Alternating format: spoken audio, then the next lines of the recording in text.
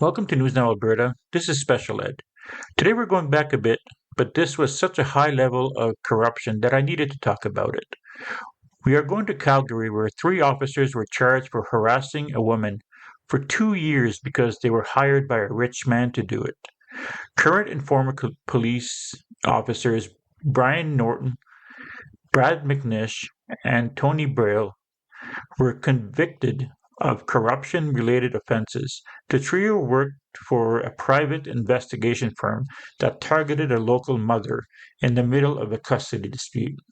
A nearly 2-year investigation into the conduct of both current and retired members of the Calgary Police Service has culminated in a number of charges. 3 officers, 1 former officer of the service, 1 former civilian member of the service, and 1 citizen were charged on Wednesday, June 15, 2016. In August 2014, a woman came forward with allegations of harassment by a group of individuals she believed had been hired by her ex-common-law husband. The investigation by the Calgary Police Service Anti-Corruption Unit revealed that her ex had hired a man who in turn hired a number of individuals to follow her and report back her activity to the ex. The man who was initially hired by the ex is a retired member of the CPS and conducted security work after he left the service. Investigators believe he, in conjunction with his wife, who is a former civilian member of the CPS, engaged the services of 3 current members of the Calgary Police Service who unlawfully followed, watched, and harassed the victim. In addition, the members allegedly accessed police databases to gain private information about the victim to assist in their actions. As a result of the investigation, the following people have been charged. Kenneth Robert Carter, 65, has been charged with criminal harassment and perjury. Carter is the ex-common-law husband of the victim.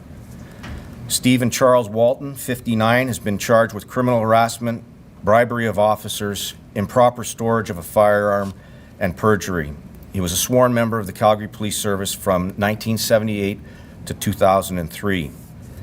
Heather Naomi Walton, 53, wife of Stephen Walton, has been charged with criminal harassment, bribery, and improper storage of a firearm. She was employed as a civilian employee of the CPS between 1990 and 2003. Anthony John Braile, 47, is charged with criminal harassment, bribery, and unauthorized use of a computer. Braile is a 21-year member of the Calgary Police Service who was dismissed from the service earlier this year in relation to an unrelated matter and remains relieved from duty without pay. Bryan Allen Morton, 32, is charged with criminal harassment, bribery, unauthorized use of a computer, and breach of trust. Morton is a 9-year member of the Calgary Police Service.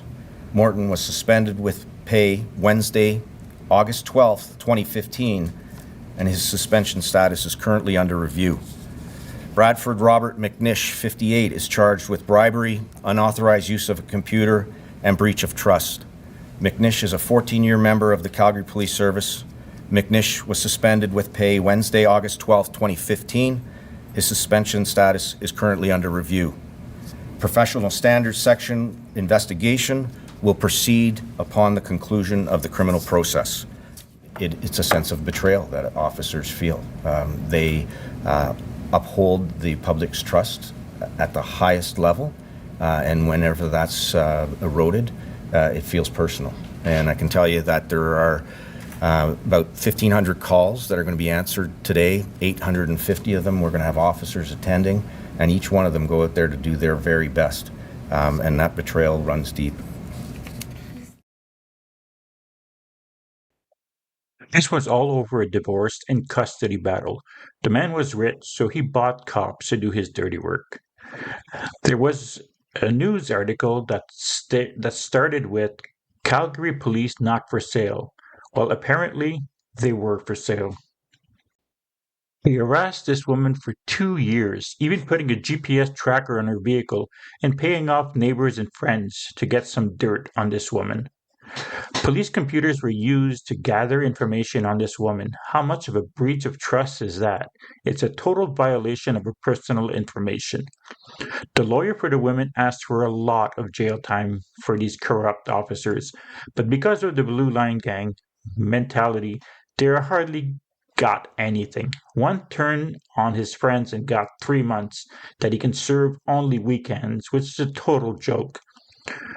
Morton received a 30-month sentence, and McNish got 6 months behind bars.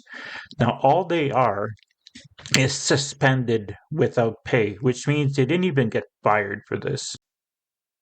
These are cops that should have been made example of. Citizens are made examples of every day by the courts. What do you think these people should have gotten?